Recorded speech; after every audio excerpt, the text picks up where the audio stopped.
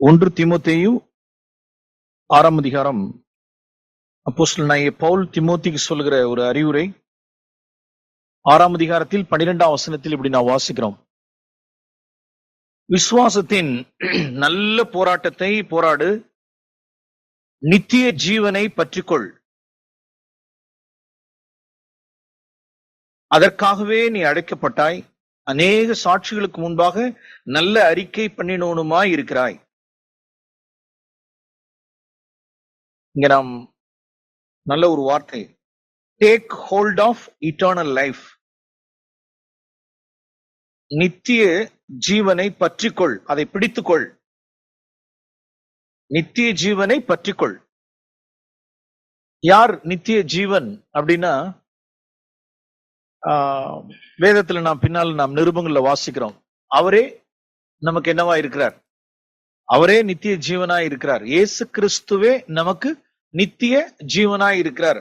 அப்ப நித்திய ஜீவனை பற்றிக்கொள் அப்படின்னா அது ஏதோ ஒரு தனியா இருக்குங்கிற மாதிரி நினைச்சிடக்கூடாது. யார்தான் நித்திய ஜீவன்? யாரே தான்? இயேசுவானவரே தான் நமக்கு என்னது நித்திய ஜீவன். பழைய ஏற்பாட்டிலையும் வாசிக்கிறோம், புதிய ஏற்பாட்டிலையும் இந்த வார்த்தை இருக்கு, அவரே உனக்கு ஜீவனும் தீர்க்காயுஷ்மானவர் அப்படின்னு உபாகமம் 30 வாசிக்கிறோம். புதிய ஏற்பாட்டுல நாம் இன்னொரு இடத்துல நாம் வாசிக்கிறோம், அவரே என்னவா இருக்கு. எங்க வாசிக்கிறோம் இந்த வார்த்தை பாருங்க. யோவான் தன்னுடைய முதிர்ந்த அப்போஸ்தலன் 1 யோவான் 5ஆம் அதிகாரம் 20ஆம் வசனத்தினுடைய கடைசி வார்த்தை பாருங்க. இவரே மெய்யான தேவனும் ஆண்டவராகிய இயேசு கிறிஸ்து குறித்து முன்னால சொல்லப்பட்டிருக்கு. அவருடைய குமாரனாகிய இயேசு கிறிஸ்து என்னப்பட்ட சத்தியம் உள்ளவருக்குள்ளும் இருக்கிறோம். இவரே அப்படின்னா இவரே என்ன யாரு? இயேசுவே, இயேசு கிறிஸ்துவே மெய்யான தேவனும் நித்திய ஜீவனுமாய் இருக்கிறார். ஓகே, அப்ப நாம் எதை பற்றிக்கொள் அப்படின்னு வாசிக்கிறோம்? நித்திய ஜீவனை பற்றிக்கொள் அப்படின்னா யாரை பற்றிக்கொள்? இயேசு கிறிஸ்துவை என்ன செய்? பற்றிக்கொள். ஓகே, நாம் இங்க வாசிக்கிறோம் வெளிப்படுத்தின விசேஷம் 3ஆம் அதிகாரம் 11ஆம் வசனம். ஒருவனும் உன் கிரீடத்தை அப்படின்னா நமக்கு ஏதோ பரலோகத்துல நமக்கு ஏதோ ஒரு கிரீடம் கொடுக்க போறாங்கட்டு இல்ல. எது ஜீவ கிரீடம்? எது ஜீவ கிரீடம் அப்படின்னா நித்திய ஜீவன். அதாவது இந்த வசனத்தை எப்படி வாசிக்கணும் அப்படின்னா, ஒருவனும் அந்த நித்திய ஜீவனை, உனக்குரியதான அந்த நித்திய ஜீவனை எடுத்துக்கொள்ளாதபடிக்கு உனக்குள்ளதை என்ன செய்? பற்றி கொண்டிரு. அப்படின்னா நீ இயேசு கிறிஸ்துவை பற்றி கொண்டிருக்கிறதான அந்த பற்றுதலை என்ன செஞ்சிடாத, விட்டுறாத. உனக்குரியதை, உனக்கு ஒருவனும் உன் கிரீடத்தை எடுத்துக்கொள்ளாதபடிக்கு உனக்குள்ளதை பற்றி கொண்டிரு. பிடிச்சுக்க, டேக் ஹோல்டு. கொஞ்சம் ஏமாந்தா போதும், கொஞ்சம் ஏமாந்தா போதும். எது போயிடும்? நித்திய ஜீவனை பறி கொடுத்துரும், இழந்துருவோம். இன்னைக்கு நிறைய மார்க்க கண்மூடித்தனங்கள் இருக்கு. இன்னைக்கு மார்க்க கண்மூடித்தனங்கள் எல்லாம் இயேசு கிறிஸ்துங்கிற பேர்லயே தான் இருக்கும். எல்லாம் இயேசு கிறிஸ்து அப்படிங்கிற பேர்லயே இருக்கும். ஈவன் நமக்கே சில குழப்படியெல்லாம் வரலாம். நம்ம மத்தியில ஒரு சிலருக்கு இந்த குழப்பம் வரலாம். நான் ஏற்கனவே விட்டு வந்த இடம், இப்ப இருக்கிற இடம் எல்லாம் ஒண்ணுதான், கிளீன், எல்லாம் ஒண்ணுதான். சிலருக்கு என்ன யோசனை அப்படின்னா, நமக்கு இருக்கவே இருக்கு 2 இடம். மைண்ட்ல பாருங்க, சிலருடைய மைண்ட்ல mind setting, I have 2 places. இதை விட்டா அது, அதை விட்டா எனக்கு இது. இங்கேயும் குப்பை கொட்டிக்குவேன், அங்கேயும் குப்பை கொட்டிக்குவேன். இது இல்லைன்னா அது, அது இல்லைன்னா அது. இவர்கள் எல்லாரும் வஞ்சிக்கப்படுவார்கள். ஏன்னா அவர்கள் எதை பிடிச்சுக்கல அப்படின்னா, இட்டர்னல் லைஃப் சரியா பிடிக்கலன்னு அர்த்தம். காதுள்ளோன் கேட்க கடவன், காதுள்ளவர்கள் கேட்க கடவர். வெளியில போனா 3ஆம் தேர்ட் ரேட் சர்ச், 4ஆம் சர்ச், 5ஆம் சர்ச், 10ஆம் சர்ச்ன்னு அதான பிரச்சனை. நமக்கு ஒப்பா இருக்கிறது போலவே ஒண்ணு இருந்துட்டா முடிஞ்சு போச்சு இல்ல. டிசப்ஷன், வஞ்சனை. ஓகே, ஒருவன் இந்த வசனத்தின்படி 3:11 படி, ஒருவனும் உன் கிரீடத்தை, உனக்குரியதை, உன்னுடைய ஜீவ கிரீடத்தை, நித்திய ஜீவனை எடுத்துக்கொள்ளாதபடிக்கு உனக்குள்ளதை பற்றி கொண்டிரு. ஒருத்தன் இழந்தானான்னு கேட்டா ஒருத்தன் இழந்தான். அப்போஸ்தலர் நடவடிக்கைகளின் புஸ்தகம் அப்போஸ்தலர் நடவடிக்கைகள் புஸ்தகம் 20ஆம் வசனத்தில் இப்படி நான் வாசிக்கிறோம். சங்கீத புஸ்தகத்திலே அவனுடைய வாசஸ்தலம் பாழாக கடவுது, ஒருவனும் அதில் வாசம் பண்ணாதிருப்பானாக என்றும், அவனுடைய கண்காணிப்பை, அவனுடைய அப்போஸ்தல பட்டத்தை, அவனுடைய ஊழியத்தை, அவனுக்குரியதான வைத்திருந்த பங்கை வேறொருவன் பெறக்கடவன் என்றும் என்ன செய்யப்பட்டிருக்கிறது. இது யாரை குறித்து சொல்லப்பட்டிருக்குன்னு சொல்லுங்க. தீர்க்க தரிசனமா தேவன் தம்முடைய அனந்த ஞானத்தில் சங்கீதத்தில் தாவீதுக்கும் இயேசு கிறிஸ்துக்கும் எவ்வளவு வித்தியாசம், எவ்வளவு ஆயிரக்கணக்கான வருஷ வித்தியாசத்துல யூதாசை குறித்து ஒரு தீர்க்க தரிசன வார்த்தை சங்கீதத்தில் எழுதப்பட்டிருக்கு. அவனுடைய கண்காணிப்பை, அவனுடைய ஜீவ கிரீடத்தை, அவனுடைய அப்போஸ்தல பட்டத்தை, அவனுடைய பங்கை ஒருத்தன் என்ன செஞ்சிருவான், இழந்துருவான். அது யாருக்குரியது அப்படின்னா, அவனுடைய கண்காணிப்பை வேறொருவன் பெறக்கடவன் என்றும் என்ன செய்யப்பட்டிருக்கிறது, எழுதப்பட்டிருக்கிறது. அப்ப அவன் என்ன செய்யல அப்படின்னா, எதை, நித்திய ஜீவனாகிய இயேசு கிறிஸ்துவை என்ன செய்யல, உறுதியாய் பற்றி கொண்டிருக்கல. கண்ணை மறைச்சிருச்சு. வேற ஏதேதோ அட்ராக்டிவான காரியங்கள்லாம். அவனுக்கு எது அப்படின்னா பணம். அவனுக்கு பணத்தை நல்ல அட்ராக்டிவா காண்பிச்சு இயேசு கிறிஸ்துவனுடைய அவருக்குள்ள இருந்த அந்த ஜீவனை பார்க்க முடியல. இவர் வருவார், இஸ்ரேல் சமஸ்தானத்துல ஒரு ராஜ்ய பாரத்தை ஸ்தாபிப்பார், இவர் ராஜாவா இருப்பார், நாம எல்லாம் பெரிய பெரிய பிரதானிகள்லாம் நாம இருக்கலாம் அப்படின்னு பார்த்தா இவரு இப்படி அடி வாங்கிட்டு சாவுறாரு. இவரை நம்பி வேற நாம வந்துட்டோம். அப்ப அவருடைய அப்படியே பொருளாசை எல்லாம் சேர்ந்து அவன் நாசமாய் போனான். ஓகே, நம்ம என்னென்ன வசனங்களை சொன்னோம் அப்படின்னா, நித்திய ஜீவனை பற்றிக்கொள் அப்படின்னா ஆண்டவராகிய இயேசு கிறிஸ்துவை பற்றிக்கோ. உனக்குள்ளதை ஒருவனும் என்ன செஞ்சிடாதபடிக்கு, பறிச்சிடாதபடிக்கு அதை பற்றிக்கோ, இழந்துராதபடிக்கு, வேறொருத்தன் எடுத்துக்காதபடிக்கு. அதுக்கு உதாரணம் இருக்கா? எஸ், அப்போஸ்தலர் 12 பேர்லயே ஒருத்தன் இருக்கான். இந்த மாலை வேளையில உங்களுக்கு பழைய ஏற்பாட்டிலையும் புதிய ஏற்பாட்டில இருந்தும் இட்டர்னல் லைஃப பற்றி கொள்றது, நித்திய ஜீவனை பற்றி கொள்றது அப்படின்னா தேவனை பற்றிக்கொள், கிறிஸ்து இயேசுவை பற்றிக்கொள். முதல்ல பழைய ஏற்பாட்டில இருந்து நான் ஒரு மனுஷனை காண்பிக்கிறேன். பழைய ஏற்பாட்டில 2 உதாரணங்களையும் புதிய ஏற்பாட்டிலிருந்து 2 உதாரணங்களையும். இவர்கள் எல்லாரும் பற்றி கொண்டவர்கள். இவர்கள் எல்லாரும் கர்த்தரை என்ன செய்து கொண்டவர்கள், தேவனை பற்றி கொண்டவர்கள். முதலாவது நாம் எப்படி வாசிக்கிறோம் அப்படின்னா, முதல் உதாரணம் யாக்கோபை உங்களுக்கு நான் காண்பிக்கிறேன். யாக்கோபு அவனுடைய வாழ்க்கையில எவ்வளவோ காரியங்கள் இருக்கலாம். வேதத்திலிருந்து ஒரு 7 காரியங்களை அவன் வாழ்க்கையில பற்றி கொண்டான். எப்படிங்க? அதாவது ஒரு வகையில இவனை நம்ம என்னன்னு சொல்லணும் அப்படின்னா, முதல்ல இங்க வாசிப்போம். நம்ம ஆதியாகம புஸ்தகம் 25ஆம் அதிகாரம், ஈசாக்குனுடைய மனைவியாகிய ரெபெக்காளுடைய கற்பத்தில் 22ஆம் வசனம். பிள்ளைகள் ஒன்றோடொன்று மோதிக்கொண்டிருந்தன. இப்படியானால் எனக்கு எப்படியோ என்று சொல்லி கர்த்தரிடத்தில் விசாரிக்கும்படி போனாள்.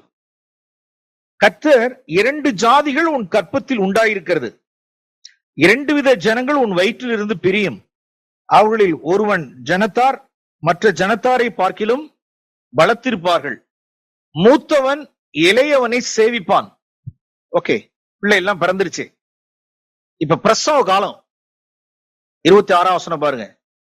அவன் சகோதரன் தன் கையினாலே ஏசாவின் வரான் பாருங்க, யாக்கோபு வரான் பாருங்க. அவனுக்கு பேர் என்னன்னு சொல்லணும் அப்படின்னா கிராபர். என்னன்னு சொல்லணும்? அப்படின்னா கிராபர்னா என்ன சொல்லுங்க அப்போ? பற்றி கொள்கிறவன் அல்லது என்ன பிடித்துக் கொள்கிறவன், என்னென்னவெல்லாம் போட்டுக்கலாம். அவன் சகோதரன் தன் கையினாலே ஏசாவின் குதிங்காலை பிடித்து கொண்டு வெளிப்பட்டான். வரும் பொழுதே, எதுல இருந்து வரும் பொழுதே, இன்னும் பூமி கூட வரல, எதுல இருந்து வரும் பொழுதே, கற்பத்திலிருந்து வெளியில வரும் பொழுதே பிடிச்சாம பாருங்க. ஏதாவது ஒண்ணு என்ன செஞ்சிடணும், பிடிச்சிடணும். அப்ப அந்த இடத்துல எதைதான் பிடிக்க முடியும்? எவனை பிடிச்சான் அப்படின்னா ஏசாவுனுடைய குதிங்கால பிடிச்சான். கிராபர், கிராபர் பற்றி கொண்டான், பறித்து கொண்டான். அதாவது இன்னும் சொல்ல போனா முண்டி அடிச்சு பார்த்திருந்திருப்பான், முடியல. அவன் ஒரு நிமிஷத்துல அவன் வெளியில வந்துட்டான். எதை பிடிச்சுக்கிட்டான்? அவனுடைய குதிங்கால பிடிச்சான். முதல்ல ஸ்டார்டிங் கிராபர், அவன் ஸ்டார்ட் நம்பர் 1. ரெண்டாவது அவனுடைய கிராபிங், ரெண்டாவது அவன் பறிக்கிறான் பாருங்க. எதை பிடிக்கிறான், எதை கிராப் பண்றான் அப்படின்னா 29 வசனத்துல வாசிக்கிறோம். ஏசா வெளியிலிருந்து களைத்து வந்த பொழுது யாக்கோபு கூழ் சமைத்து கொண்டிருந்தான். ஏசா யாக்கோபை நோக்கி, அந்த சிவப்பான கூழிலே நான் சாப்பிட கொஞ்சம் தா, இளைத்திருக்கிறேன் என்றான். அதனாலே அவனுக்கு ஏதோம் என்கிற பேர் உண்டாயிற்று. அச்சாம் பாருங்க செக்கு எப்படி. யாக்கோபு, உன் சேஷ்ட புத்திர பாகத்தை, உன்னுடைய அந்த உரிமை பங்கை என்ன செஞ்சிரு, இன்று எனக்கு வித்து போடு, நான் உனக்கு எதை தர்றேன். அது சரியான என்ன சொல்றது, எதுக்காக? ஒருவேளை பசிக்காக, ஒருவேளை கூழுக்காக எதை வித்து போடுறான்? சேஷ்ட புத்திர பாகத்தையே வித்து போடு. இன்னைக்கு இருக்காங்களான்னு கேட்டா இருக்காங்க. இன்னைக்கு எவ்வளவோ பேர் வித்து போடுகிறவர்கள்லாம் இருக்காங்க. அலட்சியம் பண்ணினான், கீழே வாசிக்கிறேன்ல 34 வசனம். இப்படி ஏசா தன் சேஷ்ட புத்திர பாகத்தை அலட்சியம் பண்ணினான். சரியா போச்சு. இருக்காங்க ஞானஸ்தானம் பெற்று ஞானஸ்தானத்தை அசட்டை பண்ணுகிறவர்கள், அலட்சியம் பண்ணுகிறவர்கள், தேவனுடைய சமூகத்தை அலட்சியம் பண்ணுகிறவர்கள், அப்பம் விற்கதிலே அலட்சியம் பண்ணுகிறவர்கள், தேவனை அலட்சியம் பண்ணுகிறவர்கள், சகோதரத்தியத்தை அலட்சியம் பண்ணுகிறவர்கள், எதா இருந்தாலும் அதுக்கு வித்து போட்டுட்டு போகிறவர்கள். யார் என்றால் ஏசா. இவனை குறித்து பின்னால நாம் வாசிக்கிறோம். சீர்கெட்டவன். இவன் யாரு? சீர்கெட்டவன், கல்லன், வேசி மார்க்கத்தான். சீர்கெட்டவன், வேசி மார்க்கத்தான், கல்லன், மனம் திரும்புதலை அழுதும் என்ன மனம் திரும்புதலை என்ன செய்யாமற் போனான், காணாமற் போனான். அதெல்லாம் ரிசல்ட். ஆரம்பம் எங்க அப்படின்னா பசி.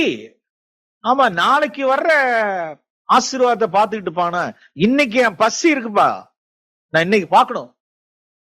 எவ்வளவு வாலிபர்கள் இன்னைக்கு பசினால, செக்ஸ் பசினால 28 வயசும் 30 வயசும் 27 வயசுக்கு பின்னால பார்க்க வேண்டியதான அந்த பசியை தீர்க்க வேண்டியவர்கள் காலத்துக்கு முன்னமே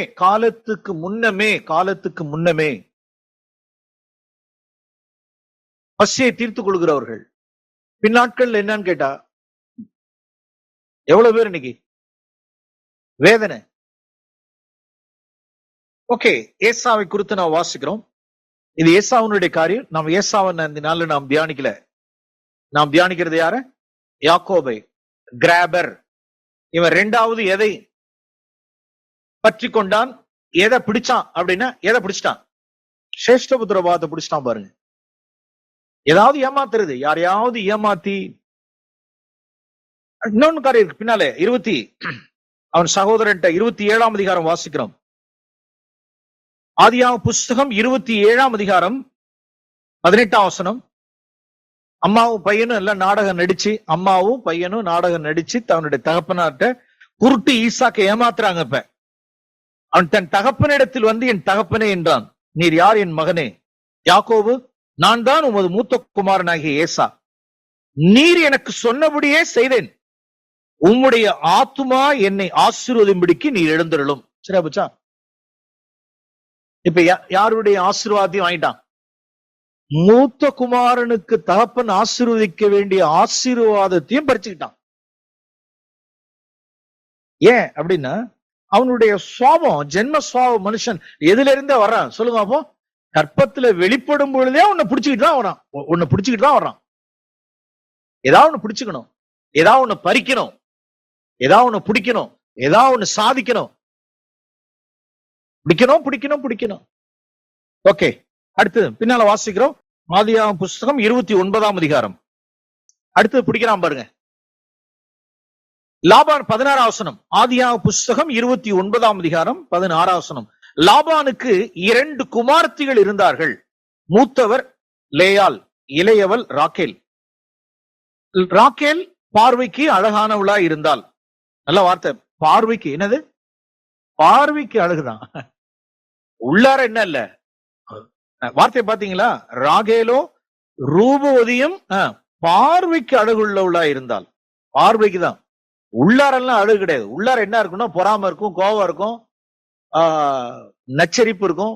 நை நை நை நை நை நை, சரியான நை நை நை நை நை நை நை நைங்கிறதும் பொறாமையும் கோபமும் எரிச்சலும் வாக்குவாதமும் சண்டையும் கூக்குரலும் உள்ளார இருக்கும். ஆனா வெளியில பார்வைக்கு என்னது? அழகு உள்ளவள். இந்த அழகு உள்ளவள் மேல் இவன் என்னதான் பண்ணுவான்? அப்ப இவன் யாக்கோபு, இவன் மாம்சம் தானே. இவன் யார் மேல கண் வச்சா அப்படின்னா அத்தை பொண்ணு யார் மேல? ராக்கேல் மேல வச்சான். இப்ப அடுத்து யார பற்றி கொள்ளணும்? இப்ப கிராபர் யார பற்றி கொள்ளணும்னா ராக்கேலை பற்றி கொள்ளணும்னு நினைச்சான். அவன் மாமன் இவனை தாண்டினவன். அவன் கரெக்டா இவனுக்கு அல்வா கொடுத்துட்டான். யார கொடுத்துட்டான்? யார? லேயால கொடுத்துட்டான். பாருங்க, கீழே வாசிக்கிறோம். அன்று இரவு யாராவது ராத்திரில கல்யாணம் பண்ணுவாங்களா?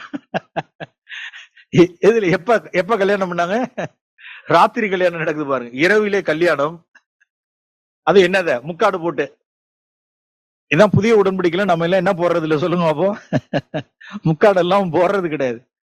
வரும் பொழுதே சொல்லிடுறோம், வெயில தூக்கி என்ன செய்யுங்க, பின்னால தூக்கி போட்டுங்க. அதான் தட் இஸ் ஓல்ட் டெஸ்டமென்ட். இது திரைச்சீலை எல்லாம் என்ன செய்யப்பட்டாயிற்று? எல்லாம் விளக்கப்பட்டாயிடுச்சு. ராத்திரில இருட்டுல போட்டு முக்காடு போட்டு மறைச்சு கல்யாணம் பண்ணதெல்லாம் யாரு? ஒரு மனுஷன் ஏமாந்து போனான். கரெக்டா லாபான் அவனுக்கு அல்வா கொடுத்தான், ஏமாந்துட்டான். சரி விட்டனா பாருன்னு உடனே யாரு? அவன் தான் கிராபர். கீழே வாசிக்கிறோம். காலையிலே லேயாள் என்று யாக்கோபு கண்டு லாபானை நோக்கி, ஏன் எனக்கு இப்படி செஞ்சீங்க? ராக்கேலுக்கு அல்லவா உம்மிடத்தில் 7 வருஷம் வேலை செஞ்சேன், நீ எனக்கு வஞ்சகம் பண்ணினீர். ஸ்டார்ட் ஆயிடுச்சுங்க. இது விதைச்சதெல்லாம் இப்ப என்ன செஞ்சாகணும்? ஸ்டார்ட் ஆகுது. வஞ்சகம் பண்ணினீர். மூத்தவள் இருக்க இளையவளை கொடுப்பது இவ்விடத்து வழக்கம் அல்ல. ஓகே, வேணா என்ன செய் அப்படின்னா அவளுக்காக இன்னும் நீ 7 வருஷம் என்னிடத்தில் வேலை செய். யாக்கோபு இவளுடைய எத்தனை நாளை 7 வருஷம் இல்ல, எவ்வளவா? 7 வருஷம் உனக்கு என்னவா இருக்கு? 7 நாளை நிறைவேற்றினான். ஒரு ஸ்திரீயின் மேல உள்ளதான ஸ்நேகத்துக்கு அவனுக்கு 7 வருஷம் அவனுக்கு என்னவா இருந்துச்சு அப்படின்னா 7 நாளாக இருந்தது. அருமையான உள்ள இப்படிதான் கர்த்தர் மேல நம்மளுடைய அன்பு இப்படி இருக்கணும்.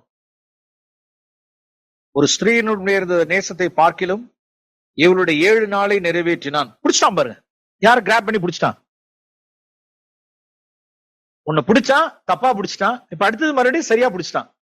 அடுத்ததானே 7 வருஷம் 7 நாள் போல இருந்து அவளையும் அடைந்து கொண்டான். ஓகே, நெக்ஸ்ட் வாசிக்கிறோம். பின்னால 30ஆம் அதிகாரம்.